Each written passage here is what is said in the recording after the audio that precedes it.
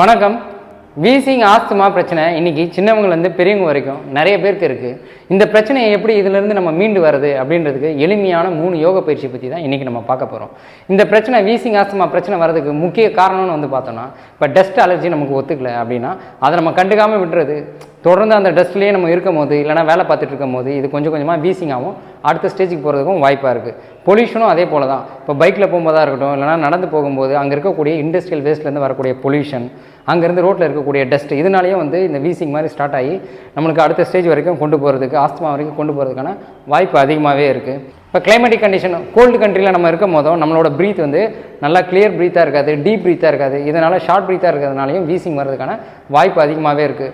Stress அதிகமாக இருக்கிறதுனால, போதுமான மூச்சு பயிற்சி பண்ணாமல் இருக்கிறதுனால, ஃபிசிக்கல் ஆக்டிவிட்டி குறைவாக இருக்கிறதுனால, நம்மளோட பாடி வெயிட் அதிகமாக இருக்கிறதுனால, இந்த மாதிரி நிறைய ரீசன்னால் வீசிங் ஆஸ்துமா பிரச்சனை வரதுக்கு வாய்ப்பு அதிகமாகவே இருக்குது.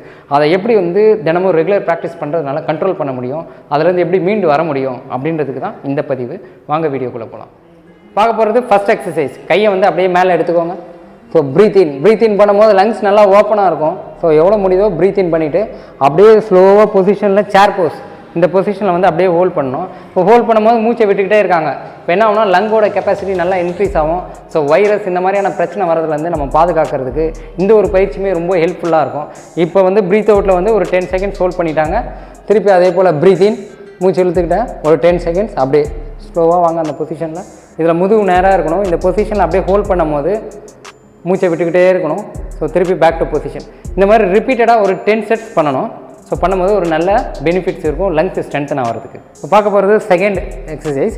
இதில் வந்து என்ன பண்ணுங்கள், இந்த மாதிரி ரோப் அந்த மாதிரி இருந்தால் எடுத்துக்கலாம், இல்லைனா ஷாலை கூட இந்த மாதிரி கட்டிக்கலாம்.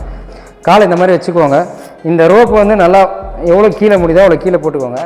ஸோ நம்ம பாடி வந்து ஃபார்வர்ட் பெண்ட் ஆகும்போது லங்ஸ் நல்லா ஓப்பன் ஆகும். ஸோ கால் ஃபுல்லாக ஸ்ட்ரெச்சாக இருக்கணும், பிளட் சர்க்குலேஷன் நல்லாவே கிடைக்கும்.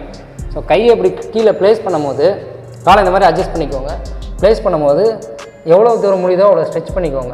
ஸோ லங்ஸ் நல்லா ஓப்பன் ஆகணும். தலையை அப்படியே கீழே இந்த பொசிஷனில் அப்படியே வந்து ஒரு 10 செகண்ட்ஸ் நீங்கள் ஹோல்ட் பண்ணணும் ப்ரீத் அவுட்லேயே. இப்படி ப்ரீத் அவுட் பண்ண முடியலன்னா நார்மல் ப்ரீத் இன் ப்ரீத் அவுட்டில் பொசிஷன் ஹோல்டு. ஸோ ஸ்லோவாக அப்படியே பேக் டு பொசிஷன் வரணும். இப்போ வயதானவர்களாக இருந்தாலும் ஸோ இந்த மாதிரி ரோப் சப்போர்ட்டோடு பண்ணும்போது அவங்களுக்கு ஒரு நல்ல பெனிஃபிட் கிடைக்கும். ஸோ ரோப் இந்த மாதிரி போட்டுக்கோங்க. ஸோ பொறுமையாக அப்படியே கால் வந்து இந்த இடத்துல ஸ்டிஃபாக இருக்கணும், பெண்ட் ஆகக்கூடாது. பிளட் சர்க்குலேஷன் ஃபுல்லாமே வந்து இடுப்புலேருந்து காலுக்கும் இடுப்புலேருந்து தலைப்பகுதிக்கும் வரணும். இப்போ லங்ஸ் வந்து நல்லா ஓப்பன் ஆகும், நல்ல ஒரு பிளட் சர்க்குலேஷன் இருக்கும். இந்த பொசிஷனில் நம்ம ஒரு 10 கவுண்ட் ஹோல்ட் பண்ணும் போது லங்ஸ் ஸ்ட்ரென்த்தன் ஆகிறதுக்கும் இந்த பர்டிகுலர் யோகா ரொம்பவே சப்போர்ட் பண்ணும். இந்த ஆசனம் பேர் அதோமுகா சவாசனம், அதாவது மவுண்டெயின் போஸ்ன்னு சொல்லுவாங்க. தூரத்தில் வந்து பார்க்கும்போது நம்மளுக்கு ஒரு மலை மாதிரி தெரியும். ஸோ இதனால் இது மவுண்டெயின் போஸ். இதில் அப்படியே வந்து ரிப்பீட்டடாக ஒரு 10 டைம்ஸ் பண்ணலாம். பேக் டு பொசிஷன் அப்படியே வாங்க. ரோப் சப்போர்ட்டோடு நம்ம ப்ராக்டிஸ் பண்ணதுக்கு அப்புறமேட்டு செல்ஃபாக நம்ம பண்ணும்போது தான் ஃபுல் சப்போர்ட்டுமே நம்ம எடுக்க முடியும். ஸோ அதில் வந்து அலைன்மெண்ட் எல்லாத்தையுமே பார்த்தாச்சு. காலை இந்த மாதிரி ப்ளேஸ் பண்ணிக்கோங்க. ஸ்லோவாக இப்படி கீழே போயிட்டு கையை இப்படி வச்சுக்கோங்க. ஸோ அப்படி இல்லை அப்படின்னா இந்த மாதிரி ஒரு வஜ்ராசனம் போஸ்க்கு வந்துட்டு கையை இப்படி ப்ளேஸ் பண்ணியாச்சு இந்த பொசிஷனில்.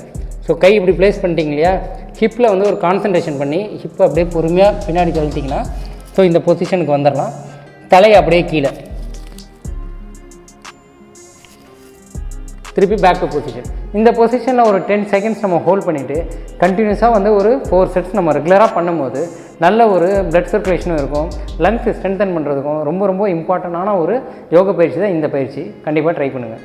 இப்போ 3வது பயிற்சி, அதாவது ஒரு ஃப்ளோ மாதிரி பண்ண போகிறோம். ஸோ கையை பின்னாடி இப்படி ப்ளேஸ் பண்ணிக்கிட்டு இந்த கையால் அப்படியே மூச்சை இழுத்துக்கிட்டே அப்படியே எடுத்துகிட்டு போங்க. தலையை மேலே பாருங்கள். ஸோ அப்படின்னா லங்ஸ் நல்லா ஓப்பன் ஆகும். ஸோ லங்ஸில் நல்லா ஆக்சிஜன் சப்ளை இருக்கிறதுக்கும் லங்ஸ் ஸ்ட்ரென்த்தன் ஆகிறதுக்கும் இந்த எக்ஸசைஸ் ரொம்ப யூஸ்ஃபுல்லாக இருக்கும். அப்படியே ரிட்டன் வாங்க.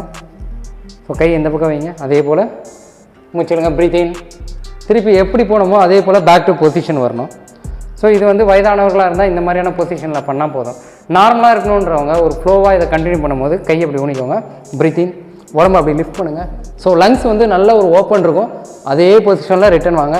ஸோ கை இந்த மாதிரி ப்ரீத் இன், ஸோ ப்ரீத் அவுட், திருப்பி ப்ரீத் இன், ப்ரீத் அவுட், ப்ரீத் இன், ப்ரீத் அவுட். இந்த ஃப்ளோ வந்து போத் சைட்ஸ் 2 பக்கமும் வந்து ஒரு 5 டைம்ஸ் பண்ணிவிட்டு ஒரு 5 to 10 செகண்ட்ஸ் ரெஸ்ட் எடுத்துகிட்டு கண்டினியூஸாக ஒரு 4 செட்ஸ் பண்ணும்போது இது வீசிங் ஆஸ்துமா இந்த பிரச்சனை உள்ளவங்களுக்கு ஸ்டெப் பை ஸ்டெப்பாக அந்த பிரச்சனையிலேருந்து மீண்டு வரதுக்கு இப்போ பார்த்த இந்த 3 பயிற்சியுமே ரொம்ப சப்போர்ட்டிவாக இருக்கும். இதை தொடர்ந்து பண்ணும்போது ஒரு நல்ல ரிசல்ட்டும் நீங்கள் பார்க்க முடியும். இப்போ பார்த்த இந்த 3 பயிற்சியை அனைத்து வயதினரும் எப்படி பண்ணலான்றதை ரொம்ப டீட்டெயிலாக எக்ஸ்ப்ளனேஷன் பண்ணியிருக்கோம்.